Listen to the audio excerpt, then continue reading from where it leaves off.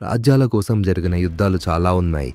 ఆధిపత్యం కోసం జరిగిన యుద్ధాలు చాలా ఉన్నాయి. మరియు ధనం కోసం కూడా జరిగిన యుద్ధాలు చాలా ఉన్నాయి. కానీ ధర్మాన్ని స్థాపించడానికి చేసిన యుద్ధాలు కొన్నే ఉన్నాయి ఈ చరిత్రలో. అందులో ఒక మహాయుద్ధమే ఈ కురుక్షేత్ర యుద్ధం. శ్రీకృష్ణుడు తలుచుకొని ఉంటే కురుక్షేత్ర యుద్ధం నిమిషంలో ముగిసిపోయేది. అలానే ఒక యోధుడు కురుక్షేత్ర యుద్ధంలో పాల్గొని ఉంటే ఆ కురుక్షేత్ర యుద్ధం కూడా నిమిషంలో ముగిసేది అని మీకు తెలుసా? అసలు ఆ వీరుడు ఎవరు? పాండవుల వైపు యుద్ధం చేద్దామనుకున్నాడా లేదా కౌరవుల వైపు యుద్ధం చేద్దామనుకున్నాడా? ఈ వీడియో చివరి వరకు చూడండి. ఆ వీరుడెవరో, అతనికున్న ఆ రహస్యం ఏమిటో, అతన్ని ఎందుకు యుద్ధంలో పాల్గొననివ్వలేదో మీకే తెలుస్తుంది.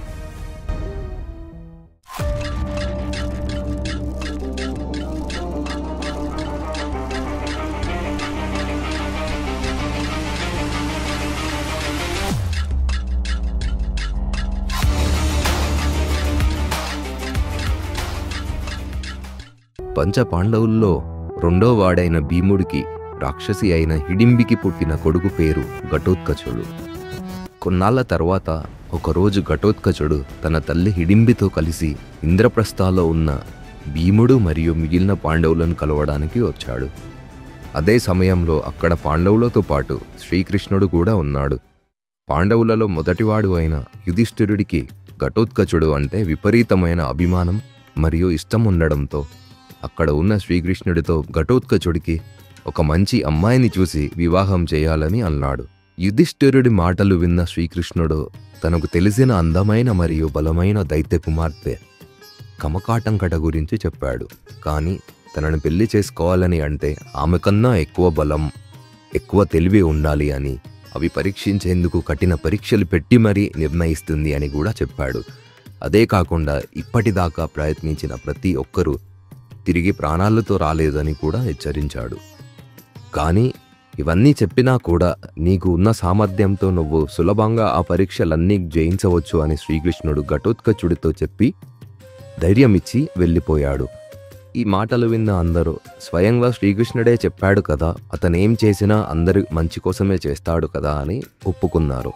శ్రీకృష్ణుడి మాటలు విని ధైర్యం పొందిన ఘటోత్కచుడు కమకాటంకటని పెళ్లి చేసుకోవాలని బయలుదేరాడు. కమకాటంకటనే మౌర్వి అని కూడా పిలుస్తారు.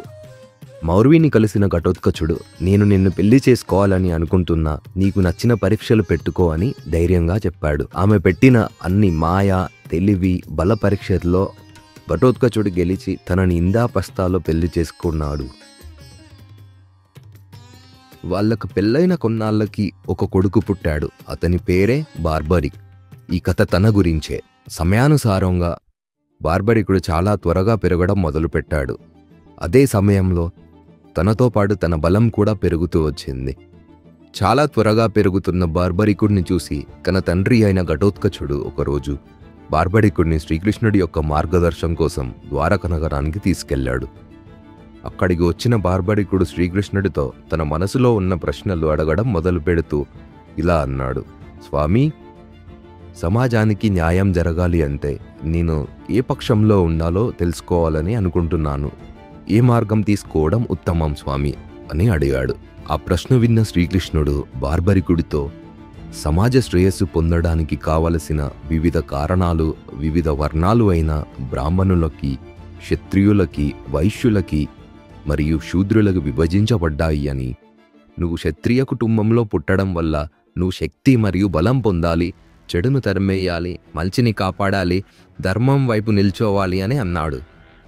దీనితో పాటు ఇవి పొందడానికి నువ్వు గుప్త క్షేత్రంలో నీ ఆధ్యాత్మిక ప్రయాణం మొదలుపెట్టి దైవ ఆశీర్వాదాలు పొందు అని కూడా చెప్పాడు.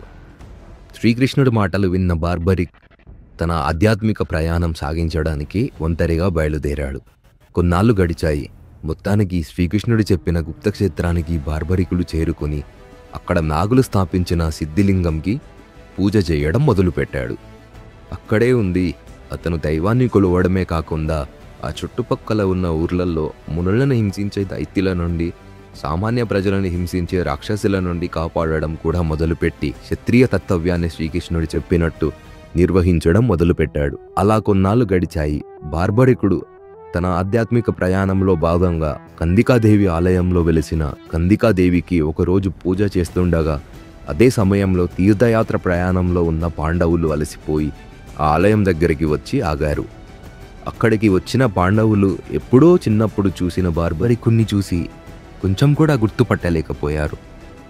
ఆ సమయంలో బాగా అలసిపోయి దాహంతో ఉన్న భీముడు ఆ ఆలయం పక్కన ఉన్న మడుగులో నీళ్లు తాగడానికి వెళ్ళాడు. అలా వెళ్తున్న భీముడిని చూసిన యుధిష్ఠిరుడు కాళ్ళు కడుక్కోకుండా పవిత్ర జలాన్ని తాకవద్దు అని, కాళ్లకు అంటిన పాపం కడగడం మన పూజా విధానం అని భీముడికి గుర్తు చేశాడు.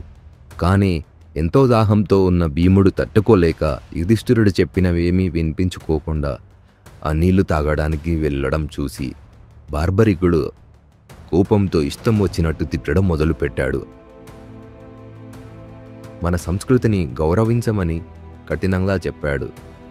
ఈ మాటలు విన్న భీముడు కోపంతో నువ్వు నాకేంటి చెప్పేది అని తను ఆ నీళ్లు తాగడం మొదలుపెట్టాడు.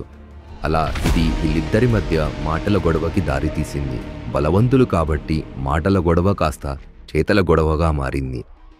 ఇద్దరు ఒకరితో ఒకరు నువ్వా నేనా అనేలా పోటీ పడ్డారు.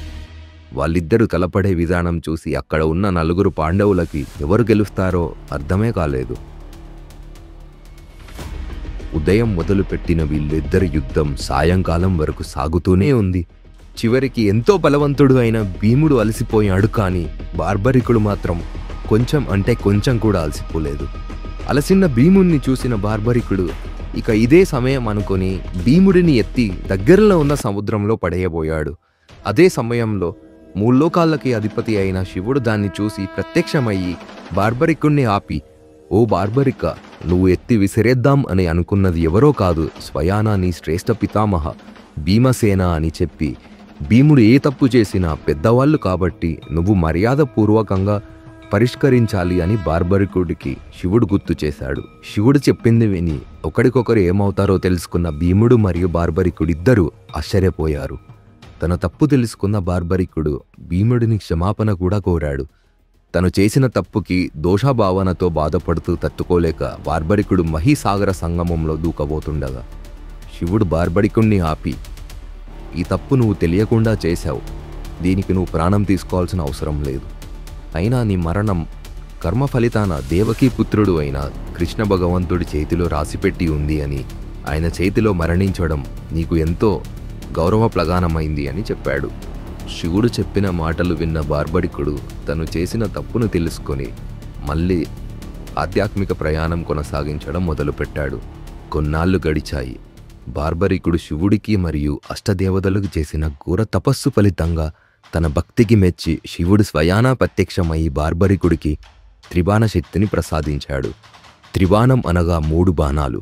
ఒక్కొక్క దానికి ఒక్కొక్క శక్తి ఉంది. కానీ నువ్వు నీ స్వార్థం లేదా నీ పగా ప్రతీకారం కోసం వీటిని వాడకూడదు అని శివుడు బార్బరికుడికి చెప్పాడు.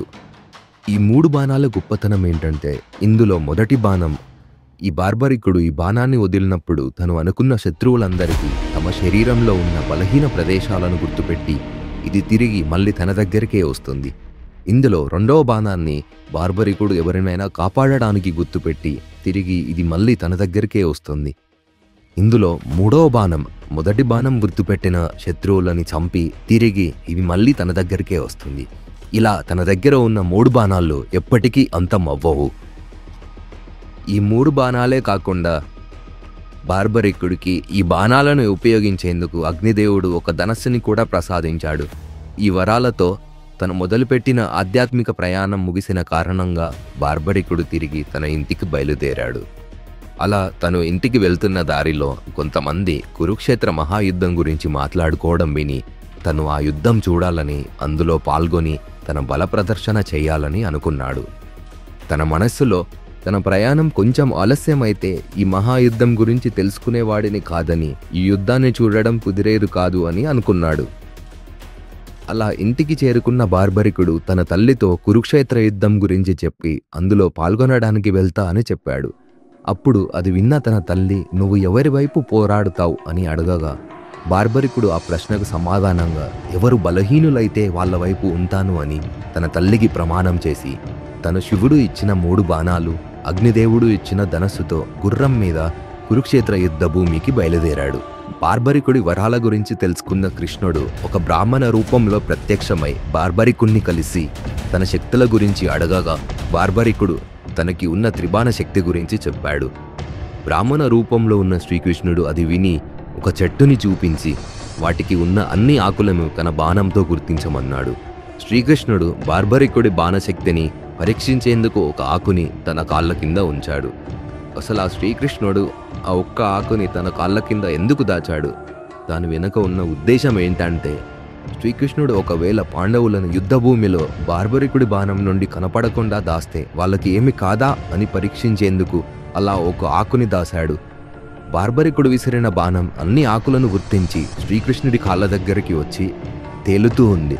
ఇలా ఎందుకు తేలుతుంది అని బార్బరికుడిని అడిగితే బార్బరికుడు ఇలా అన్నాడు, స్వామి, నీ కాళ్ళ కింద ఒక ఆకు ఉండి ఉండొచ్చు, అందుకే అలా మీ కాళ్ళ దగ్గర తేలుతుంది. ఇలా తన శక్తిని అర్థం చేసుకున్న శ్రీకృష్ణుడు బార్బరికుణ్ణి నువ్వు ఎవరి వైపు యుద్ధం చేయబోతున్నావని అడిగాడు. ఈ ప్రశ్నకు సమాధానంగా బార్బరికుడు తన తల్లికి ఇచ్చిన మాట గురించి చెప్పి నేను బలహీనుల వైపు యుద్ధం చేయబోతున్నానని శ్రీకృష్ణుడితో చెప్పాడు. ఇది విన్న ఆ బ్రాహ్మణుడు తన అసలైన రూపం శ్రీకృష్ణుడిలా మారి బార్బరికుడి చేసిన తప్పుని ఇలా వివరించాడు. ఓ బార్బరిక, నువ్వు ఎవరి వైపు ఉంటే అవతలి వైపు ఉన్న సైన్యం బలహీనమవుతుంది. అప్పుడు నువ్వు ఆ పక్క నుండి ఈ పక్కకు వచ్చి యుద్ధం చేస్తావు. అప్పుడు ఈ పక్క బలహీనమవుతుంది. ఇలా అటు ఇటు యుద్ధం చేస్తూ నువ్వు రెండు వైపులో ఉన్న మొత్తం సైన్యాన్ని హతమారుస్తావు.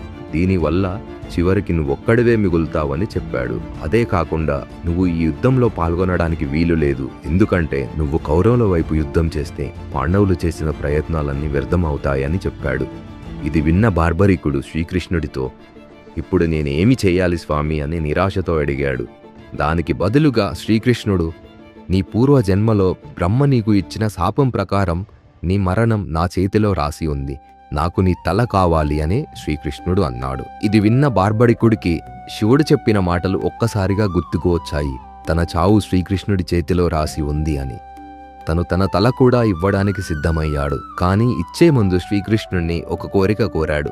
ఆ కోరిక ఏంటి అంటే తను ఈ కురుక్షేత్ర యుద్ధం మొత్తం చూడాలని అనుకున్నాడని శ్రీకృష్ణుడితో చెప్పాడు. తన గొప్ప త్యాగాన్ని గుర్తించిన శ్రీకృష్ణుడు బార్బరికుడి తలని ఒక ఎత్తైన పర్వతం మీద ఉంచి కురుక్షేత్ర యుద్ధం మొత్తం దివ్య దృష్టితో చూడగలవు, మరియు నీ తలని కలియుగంలో పూజింపబడుతుంది అని ఒక వరం కూడా ఇచ్చాడు. అలా ఆ యుద్ధం మొత్తం బార్బరికుడు శ్రీకృష్ణుడు ఇచ్చిన వరం ప్రకారం తన దివ్య దృష్టితో చూశాడు.